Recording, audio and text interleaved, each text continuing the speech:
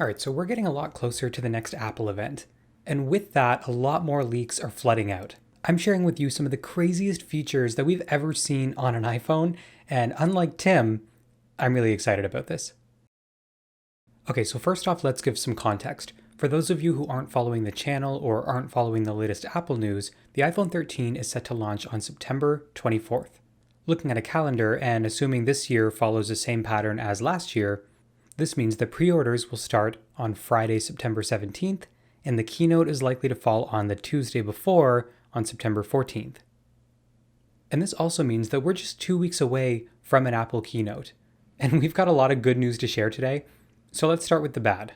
The latest reports say that with all these new features being packed into iPhone 13, this means that Apple's choosing to raise the cost this year.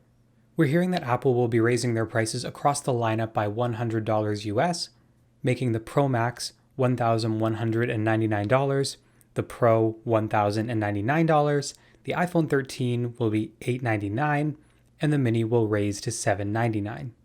So these phones are going to be expensive, but not without good reason. Let's take a look at some of these features. So first up, we have new color options coming to the iPhone 13 lineup. Similar to last year when we saw blue, we could be seeing 2 new colors coming to this year, starting with a gorgeous new matte black option and a bold new orange color. And if the rumors are true about these 2 new color options, I think I'm going to have difficulty deciding. But of course, let me know in the comments which one of these would you choose. Next up, we have new reports about astrophotography coming to the iPhone camera. And this logically makes sense considering the most recent iPhones that have been coming out focused on much higher quality night mode photography. So this would be the next reasonable step. And if the rumors are true, this means that iPhones are going to be able to better stargaze, taking photos of the stars in the sky. And I think if this does come to the iPhone, it's probably going to be one of the most popular features for people who decide to switch or upgrade to the iPhone 13. Next up, we have AirPods Pro. When AirPods Pro were released, they featured this beam-forming microphone technology, which could better isolate voice and drown out all of the noise around. The latest rumors are saying that this beam-forming technology in the microphones is also coming to the mics in iPhone 13, likely focused on recording video from your phone with clearer audio, or simply just making better phone calls. Either way, this is one of those really underrated features that people won't be excited about until they use it and they'll see how great it really is. So next up, a new coating is said to be applied to the stainless steel edge of the iPhone Pro models, stopping this gross fingerprinting that's happening almost instantly on the current 12 lineup. I, for one, really hope this is true. But let me know if you guys also think that this is a problem if you currently have the 12 Pro. Next, MagSafe is going to see some modest upgrades coming to the lineup, with much stronger magnets being built into the phone. This is likely due to the iPhone 12 Pro Max not really being able to work with a lot of the popular accessories on the market, simply because the phone is a lot heavier than the 12 or the 12 mini.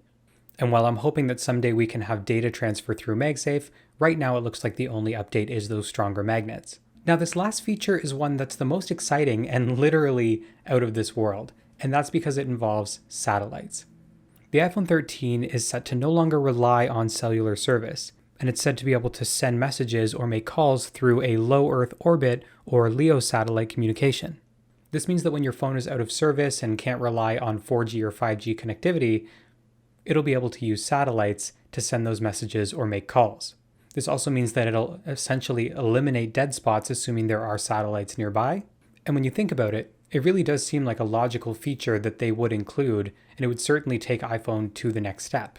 And while the feature sounds crazy and really out there, and we can't say with certainty that it is coming to the iPhone 13, there have been multiple leaks and reports that it is coming, along with the fact that Apple recently hired 2 Google executives that specialized in satellite technology, and they're said to be leading this project. So even if it's not coming to iPhone 13, there's still hope that it's coming to an iPhone lineup within the next couple of years.